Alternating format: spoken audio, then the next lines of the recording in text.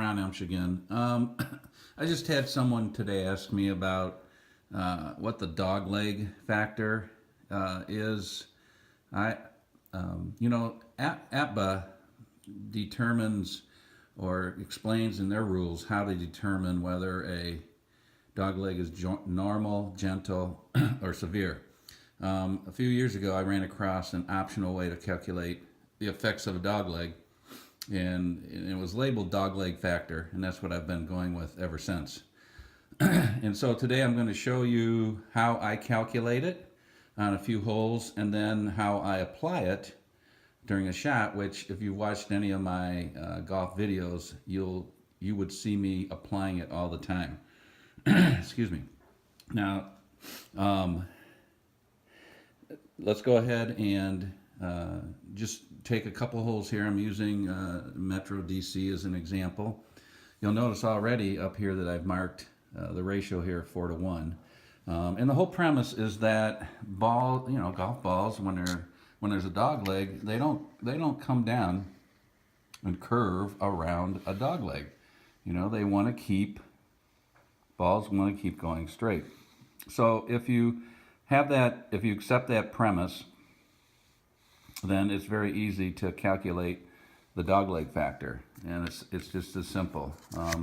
Just get a piece of paper with a straight edge, and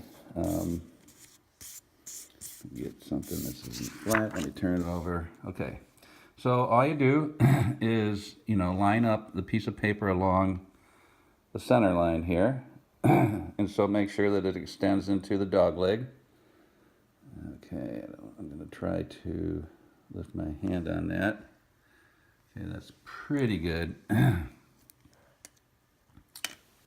That 3x5 card I had was a little bent, so it wouldn't lay flat, so I just got a regular piece of paper here. So on this hole right here, what you do is like I said, you lay it along the center line and make sure it extends into the dogleg, and then all you do is you count straight up the center line until you see where the paper intersects the first full grid to the right. In this case, it's 1, 2, 3, 4. And you can see the best match right here is at this grid. So what this tells me is that the dogleg factor for this hole is 4-to-1. 1, 2, 3, 4, and 1. So if the ball was going to go straight, once the flight of the ball or the roll of the ball is in the dogleg, you move the pointer up, your marker up 4, and then 1 over, 4 and 1 over, 4 and 1 over. And if you do that, it's going to approximate the ball flying straight as it enters the dogleg. I mean, it's that simple. Let's turn to another hole. Like I said, this is a 4-to-1. Wanted to get a few different holes here. Here is hole number 5 at Metro. You can see I got a couple dogleg factors here because this has 2 doglegs. So let's go ahead and calc the dogleg factor for this first one at 210 yards. So again, I'll take the paper, try to line it up as good as I can. And here we go. Go ahead and count 1, 2, 3 over. 1, 2, 3 over. Now, you will always run into some times or a hole where you're not sure, and it may not fall exactly. This is just a game, so use your best judgment as to the dogleg factor. At the end of the day, it's not going to matter totally that much if you're off by, if 3-to-1, 4-to-1. The important thing is that you are,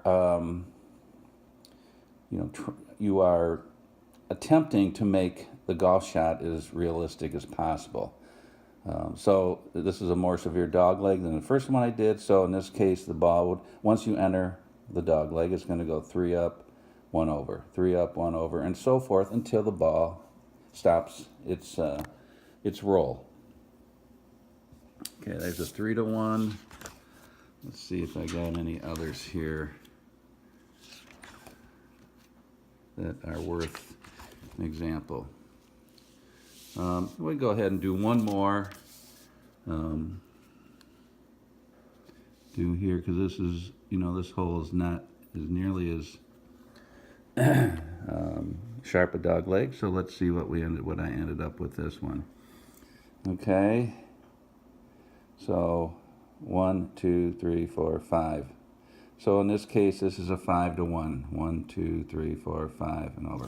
So, and that's what I've got marked at the top, a 5 to 1 dog leg. So that's how easy it is to calculate a dog leg factor. Now, let's go back to this.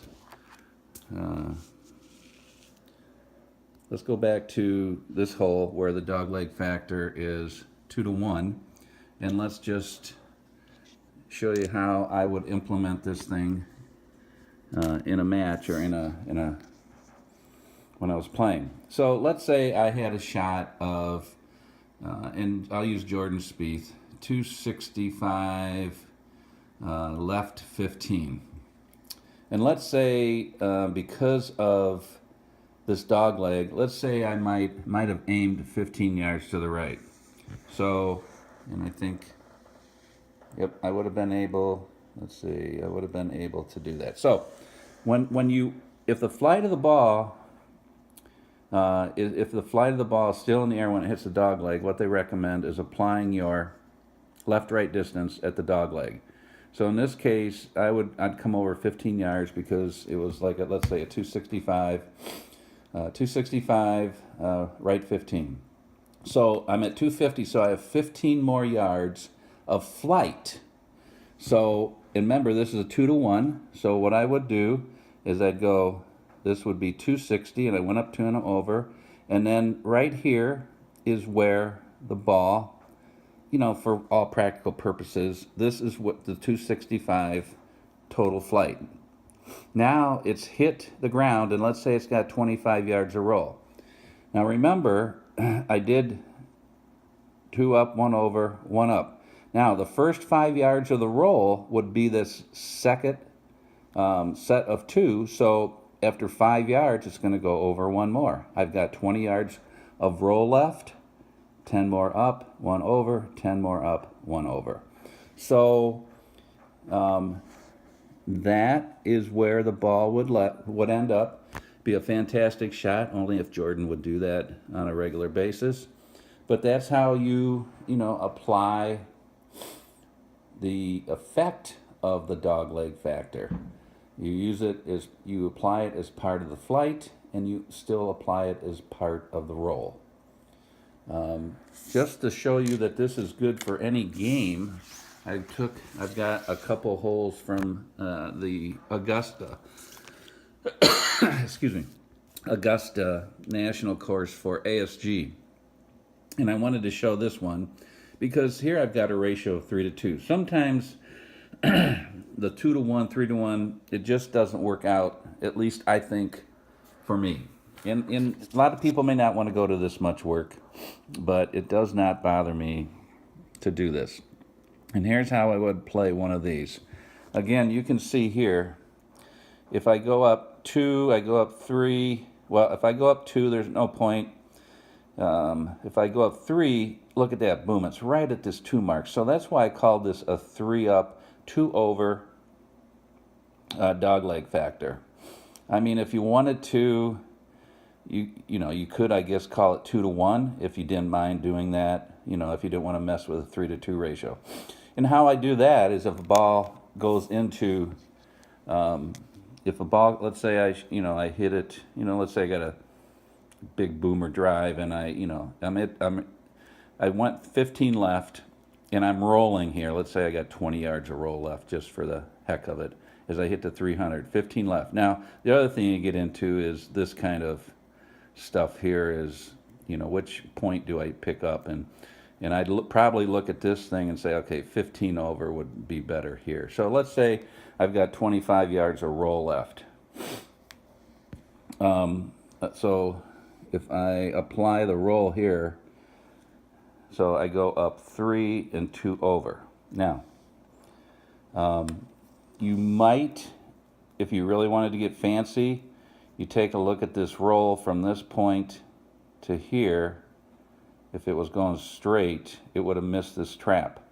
Some folks I know might play that, you know, if the roll would take it to where it would roll through the trap, then you determine how you want to play it. If you want to do it that way, whether it would stop in the trap or whether you ignore that while you're applying the dogleg effect. In this case, I'd probably ignore it, because if you draw a straight line from here to here, it would miss that trap. So I'm 15 in, and now I got 10 left. Remember I said 25 yards more roll. So here, I only went 2 up. I can't go 2 over until I hit 3. And I'm not going to go, well, in this case, I probably would go 1 more over because I'm past the halfway mark. So I'd probably apply half of that right factor. If I'd only gone 5 more yards, since I'm only 1/3 of the way through, I'd probably stop here. But since I'm past the halfway of the 3, I'm 2/3 of the way there, I'd probably give it the 5 yards of the normal 10 up here. I hope that I'm not confusing that. But so this is a little tougher one, but you know, it all depends how you want to play it. One more, just for the heck of it, the first hole at Augusta here on the ASG course. Let's go ahead and lay our straight edge down, and we'll go ahead and count 1, 2, 3, 1 over, and that's close enough for me. I'm not going to argue or worry anymore about that. To me, that is a 3-to-1 dogleg factor, and you can see that's what I wrote up here. So I hope this has helped. If you have questions, obviously you can post a comment, and you might want to go back through some of my videos with Doglegs and see how I do this.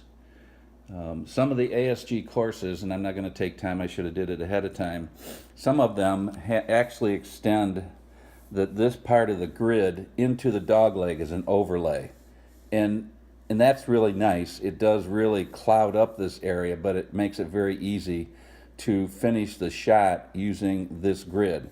But if you think about it, all we're doing by using the dogleg factor is finishing the shot into this area using this grid pattern, by using a by using the factor of the dogleg factor of this, how this part of the grid and versus this part of the grid. So we're using the same principle, and